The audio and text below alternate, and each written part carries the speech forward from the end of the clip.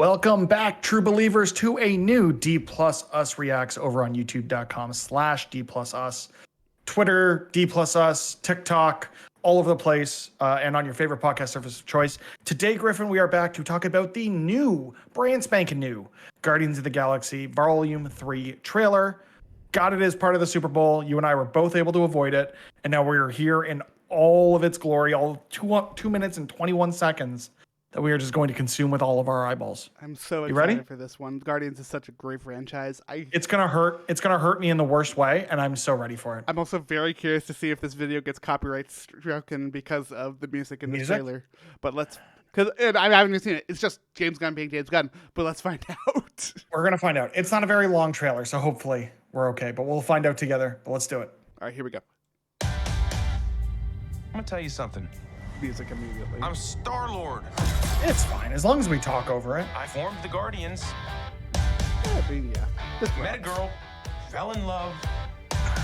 That girl died, but then she Oh my came god, back. they're gonna die, and I'm not ready for it. Came back a total dick. Oh, please. He left out some important information, but that is the gist of it. I love Cara Gillan so much. Nebula's the best. Those classic Guardian costumes. Secret mission Is to create So ready the for it. perfect society. The evolution. He didn't want to make things perfect. Oh, He just hated things the way they are. That's gonna make it so sad. I'm already sad. The movie doesn't come out for 3 months.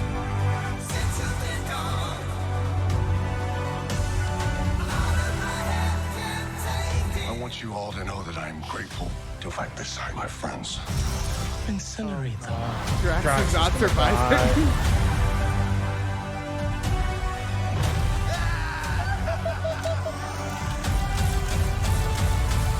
Such a cool shot. We were always searching for a family until we found each other. That was adorable. What was that? Whatever it is, it's marketable and will be plush. I'm going to James Gunn Twitter to find out what this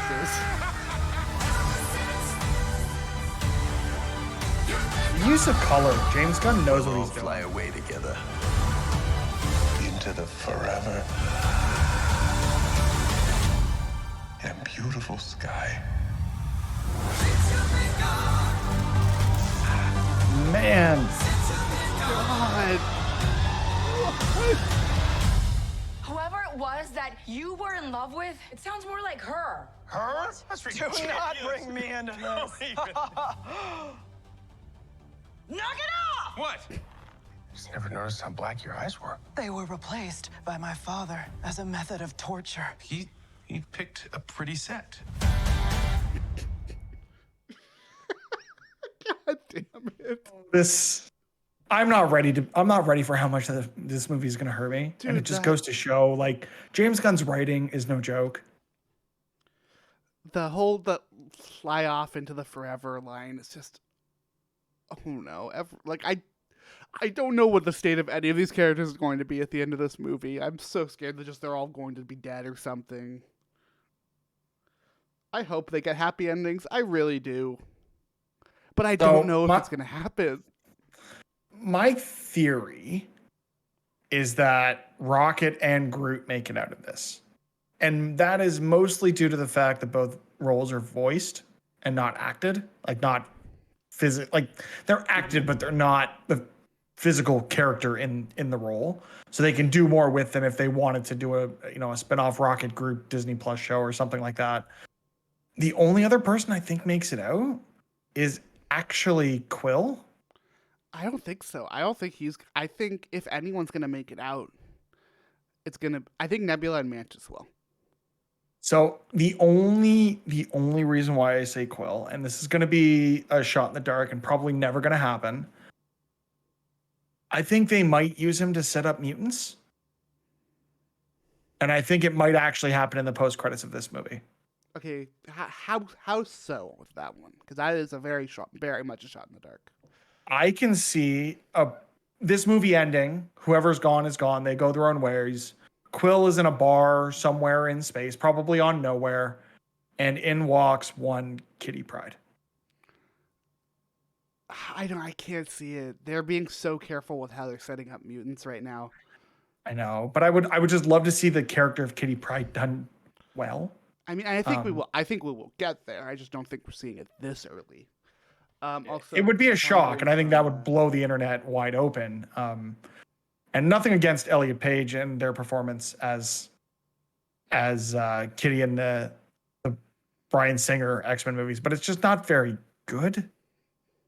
So I want to see that character done justice in the MCU because I think Kitty Pryde really is a badass. I think with this, I think you're right with Rocket and Groot surviving. I think they're gonna get happy endings. I think Cosmo's there he is. I think Cosmo's gonna go off to run nowhere. There she is. Remember, Cosmo is female in the MCU. No, I'm talking about Blurp. This is Blurp. That's his name. According to James Gunn's Twitter, Blurp? his name is Blurp, and I love him. Okay. He is I love fantastic. Blurp is wonderful. If anything happens to Blurp, I'm going to be very upset. I mean, Blurp is like the Porgs. Nothing is going to happen to Blurp, and if anything, Blurp will be more annoying than anything by the end of the movie, and you won't care what happens to Blurp. I think one of the really interesting things of like what's going to happen here is Adam Warlock. Yeah. Because like we can see where like the Guardians are coming into the story, right? Of like with how the High Evolutionary relates to Rocket and how they're all a family again. But Adam Warlock is this big wild card in this story. And I cannot wait. Like the fight scene that we kind of allude to here between him and Drax. Like, okay, so clearly they're gonna fight. It's probably gonna be the classic like superhero thing, right? Of they're going to fight and then they're going to like be friendly by the end of it. Yeah, they're gonna. Yeah, I feel like that. I feel like that Earthbound, like not that Earthbound, but like that Earth-like planet scene that we got in the first trailer with Drax kicking the ball into the kid's face,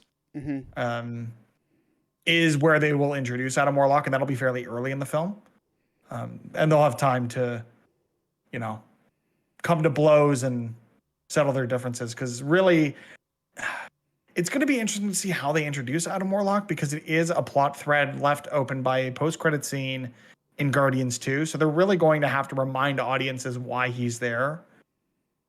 And I worry that they're trying to introduce such a pivotal Marvel character towards the end of this Guardians run that I don't know if it's going to hit the way that it might have had they been able to do it earlier in the Guardians story, or at least not have the movie come out, like 4 or 5 years after the last one? Well, I think Adam Warlock is the future of the cosmic in MCU. Like him and Captain Marvel are going to lead the cosmic stuff. I think so, but also like Guardians 2 came out 6 years ago, as of when this movie will release. So I don't care how much faith you have in your audience, they're going to have to spend enough time introducing that character and his motivations and why he's there. And also tell this really emotional Rocket story and really introduce us to Cosmo, because we only got a couple of one-off scenes in the holiday special. I mean, I think and reintroduce this new version of Gamora. It just seems like they're trying to do so much in a film that should have all the stakes of already being well established. And I think they'll pull it off. I mean, with Cosmo, you really don't need to do much. With Gamora, that's going to kind of be one of the the Gamora and Rocket stuff are kind of going to be the running story of this movie. Adam is going to be introduced at the beginning, and then this story ends with the setting up of where things go and yada yada yada. The thing about this one is I can't look at this one with I feel it really hard to look at this one with like, what are the future consequences of this movie? Because this is an end. This is the end to the Guardians of the Galaxy, and that's what excites me about it the most. Is all of these characters could live. All these characters could die. There are massive stakes to this. We're getting Counter-Earth, which is one of the weirdest concepts in Marvel's catalog. Like, also we're getting a love interest for Rocket. Like, there's so many interesting things that they're going to be doing with this, and I think they're going to mesh in a very good way.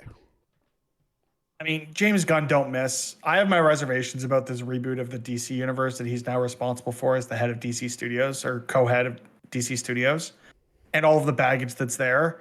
But if he can take a ragtag group of weird space, vigilantes and make it into something that, 10 years after their introduction, if I can find the date of Guardians 1. Come on. 9 years after the introduction of the Guardians in the MCU. And over those 9 years, turning them into such a pivotal team within Marvel mythos that even with all the baggage that he's stuck with cleaning up at DC with, we talked about it in our Indiana Jones Reacts a little bit, the Flash trailer, we also got that as part of the Super Bowl. So we like having to, cast these really iconic characters and, right the ship in a lot of ways for what people didn't like of what Zack Snyder did within DC, although I actually really liked a lot of Zack Snyder's I think DC work. I want to shout out one other thing about this trailer specifically, while we're kind of veering gears into talking about not Marvel, is Nebula's arm here is entirely different. That was her face. The top part of her face looks different, but I haven't seen it in a little bit. Like I only know that because I watched Infinity War like last night, and she's got more of the metal around the eye. Yeah, but she's changed the pieces of her face before. This is a whole freaking arm. Yeah. And that looks a lot like the tech in the Guardians of the Galaxy video game. It does. Like I don't think it's related, but I might think it is related to Adam. I wonder if it's related to Adam or if it's related to the High Evolutionary. One or the other. I mean, those are your two options in this movie. I guess so, but also, I think I love this whole joke. There's also a scene. Yeah, there's also a scene earlier in the trailer where that arm turns into like a blade. You see her walking, and it just like she does the fist pump thing that Henry Cavill did in that one Mission Impossible movie, but it's just her arm and it turns into a sword, and that's awesome. Yeah, right there. Like this, like trans metal, whatever it's going to be, is going to be interesting to see what. I mean, again, this could be a one-off joke that Gunn like. There's such an interesting blend of comedy and action in the Guardians movies that it could very much be like, oh yeah, I don't know, someone hooked me up or Cosmo hooked me up with an upgrade and that's it. And that's the end of it. Or it's just like, oh yeah, I got an upgrade. And then they just pan to a shot of Howard the Duck being like, yep. And that's it. Either way, I think this is going to be a top tier Marvel movie. Like the way that this is being set up, the way this looks, it looks like it's going to be a top tier Marvel movie. And I cannot wait. Yeah, I think both Guardians movies at this point are near, if not in my top 10. And I fully expect this to be up there with the likes of the Avengers movies, No Way Home, stuff like that. Yeah, keep an eye out for more about Guardians of the Galaxy Volume 3 when we get to it in May. We'll probably be doing some Guardians of the Galaxy recaps before it. We're excited, but if you are watching this as we go live, or as it's going up, soon we will be talking about Ant-Man Quantumania. We're so close. Any Marvel content, make sure to hang out here at D Plus Us, or any Disney, Star Wars, really anything. Let us know what you think about Guardians of the Galaxy Volume 3, where you think this is going to go, how's this going to affect our characters that we have grown to love. And until next time, have a magical day. Excelsior.